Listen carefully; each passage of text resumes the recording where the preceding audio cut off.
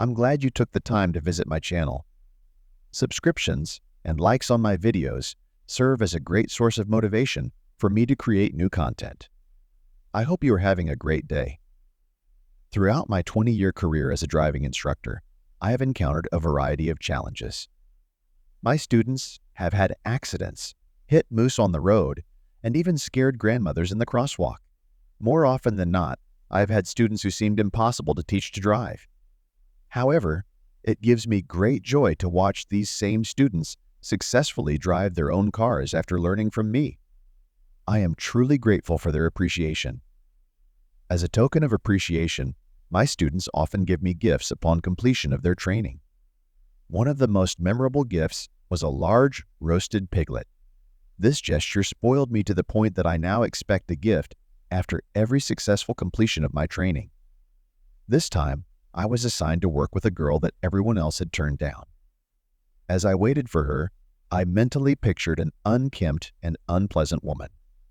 To my surprise, a tall and beautiful blonde stood in front of me. She perfectly matched the stereotypical image of a blonde. With long hair, pink, high stiletto shoes, a small purse, and plump lips, she certainly made an impression. However, there was no hint of intelligence in her beautiful eyes. "Hello, are you Mr. Johnson?" "Of course I am. Come on in the car." In those first few minutes of our meeting, I quickly realized that this girl was not as simple as I had been led to believe. The only thing that turned out to be true was that she never stopped talking. She shared every thought that came into her head. The first driving lesson didn't start out easy. Sarah, as I learned her name was, mixed up the brake and gas pedals, accidentally hit the car mirror while discussing her dog named Bonnie.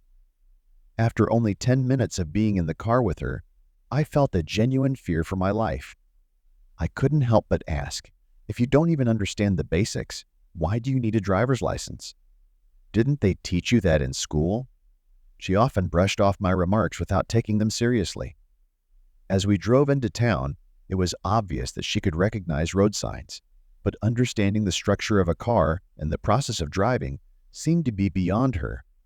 The first lesson ended with me saying a silent prayer, certain that my life would end with this particular lesson.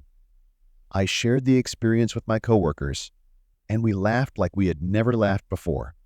The second lesson went relatively smoothly, and eventually we began to socialize as equals. Sarah isn't exactly a stupid girl. With just a few remarks, she immediately learned not to get them.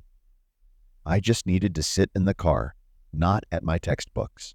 I always ride in the back seat with my driver, and I had no idea how he managed it. About a month later, our last class came.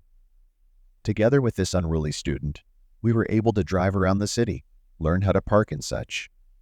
Once again, I proved to myself that I could re-educate anyone. As I drove the last few minutes before the class ended, I was looking forward to the gift when suddenly Sarah turned into another parking lot. "I really want to thank you. You are the only one who has been able to put up with me and teach me everything." A large stack of bills fell out of the small bag, and with that, the beautiful girl kissed me right on the lips. And it didn't end there. She moved closer, and I didn't need to be coaxed further.